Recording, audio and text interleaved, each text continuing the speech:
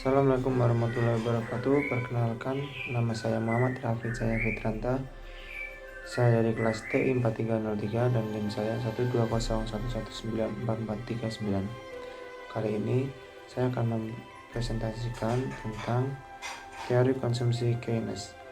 Menurut Keynes, pengeluaran konsumsi yang dilakukan oleh sektor rumah tangga dalam perekonomian tergantung dari besarnya pendapatan. Perbandingan antara besarnya konsumsi dengan jumlah pendapatan disebut kecenderungan mengonsumsi atau MPC, Marginal Propensity to Consume. Semakin besar MPC, semakin besar pula pendapatan yang digunakan untuk kegiatan konsumsi dan sebaliknya. Konsumsi merupakan kegiatan menggunakan barang dan jasa untuk memenuhi kebutuhan hidup. Konsumsi adalah semua penggunaan barang dan jasa yang dilakukan manusia untuk memenuhi kebutuhan hidupnya. Barang dan jasa yang digunakan dalam proses produksi tidak termasuk konsumsi, karena barang dan jasa itu tidak digunakan untuk memenuhi kebutuhan hidup manusia. Barang dan jasa dalam proses produksi ini digunakan untuk memproduksi barang lain. Tindakan konsumsi dilakukan setiap hari oleh siapapun.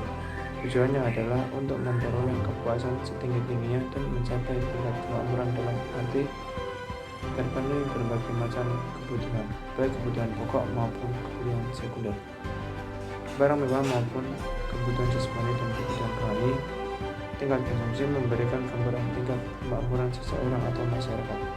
Adapun pengertian kemakmuran di sini adalah semakin tinggi tingkat konsumsi seseorang, maka semakin makmur. Sebaliknya, semakin rendah tingkat konsumsi seseorang berarti semakin miskin. Konsumsi secara umum diartikan sebagai penggunaan barang-barang dan jasa yang secara langsung akan memenuhi kebutuhan manusia. Untuk dapat mengonsumsi, seseorang harus mempunyai pendapatan. Besar kecilnya pendapatan seseorang sangat menentukan tingkat konsumsinya. Sebagai tambahan penjelasan, perlu diberikan beberapa catatan untuk fungsi konsumsi Keynes tersebut.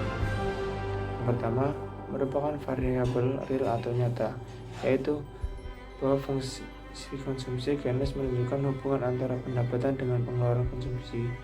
Yang kedua, dinyatakan dengan menggunakan tingkat harga konstan, bukan hubungan antara pendapatan nominal dengan pengeluaran konsumsi nominal. Yang kedua, merupakan pendapatan yang terjadi, current income, bukan pendapatan yang diperoleh sebelumnya, yang bukan pula pendapatan yang diperkirakan terjadi di masa datang. Yang ketiga, merupakan pendapatan absolut, bukan pendapatan relatif atau pendapatan permanen.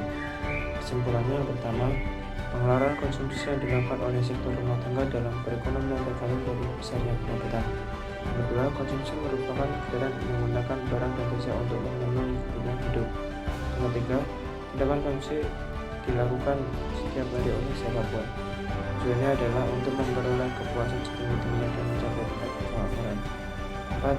Konsumsi secara umum diartikan sebagai penggunaan barang-barang dan jasa yang secara langsung akan memenuhi kebutuhan manusia. Terima kasih. Itu saja yang dapat saya sampaikan. Assalamualaikum warahmatullahi wabarakatuh.